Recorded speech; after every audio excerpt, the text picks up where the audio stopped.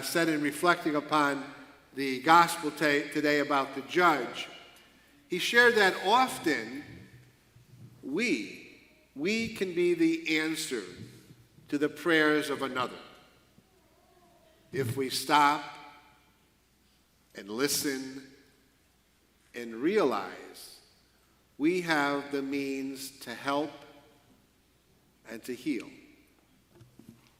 Put another way, we have, in a sense, the power to serve the needs of others. We have the power to advocate, to be an advocate for mercy and justice and fairness and all that is good and all that is of God. I've mentioned this priest's name before, Father Joachim. He's a Paulist priest who lives with a priest friend of mine at his parish in Grand Rapids, Michigan. And Father Joachim always sends his homilies out Friday or Saturday and says, "This is what I'm talking about. Any thoughts?"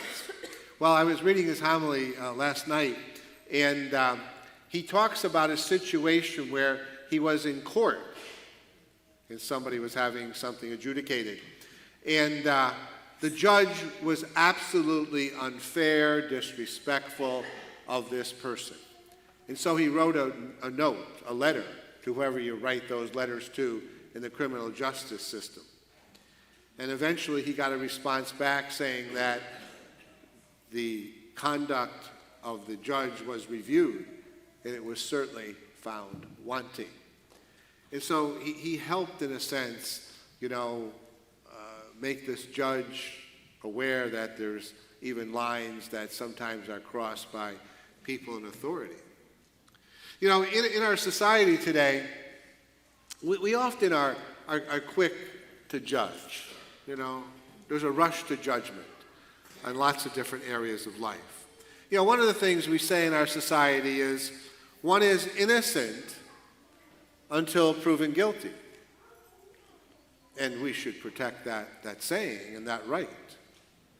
But unfortunately, what we often hear is that, well, that person's guilty.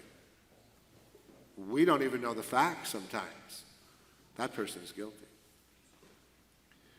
Or take the little brouhaha that developed here for a little bit until she came and sort of defended herself.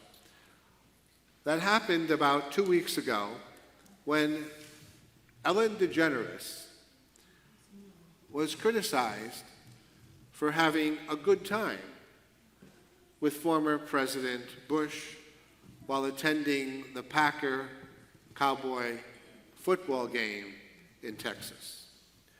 And she responded to this, and I want to read her response, okay? She said, "When we were invited, I was aware I was going to be surrounded with people from very different views and beliefs. And I'm not talking about politics." She says, "I was rooting for the Packers, and get this, everybody in the Cowboy suite was rooting for the Cowboys. I had to find my cheese head hat and hide it."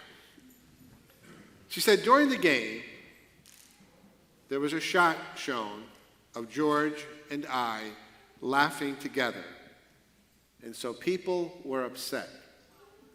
They thought, why is this Hollywood liberal sitting next to a conservative Republican president?"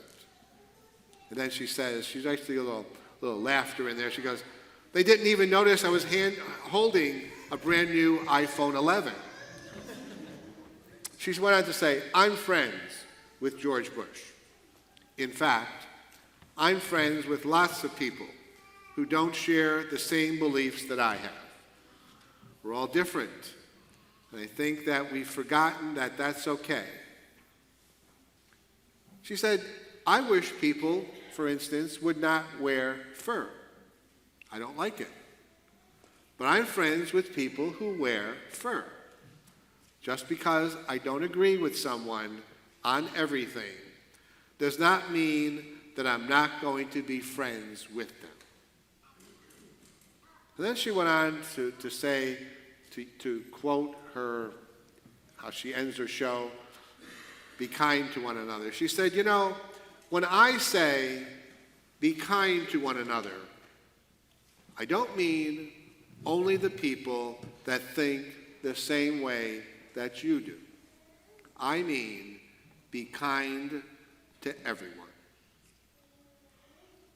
And as she concluded her message, her heartfelt message, DeGeneres thanked the former commander-in-chief. She said, "Thanks to President Bush and Laura for a Sunday afternoon that was so fun. By the way, you owe me $6 for the nachos."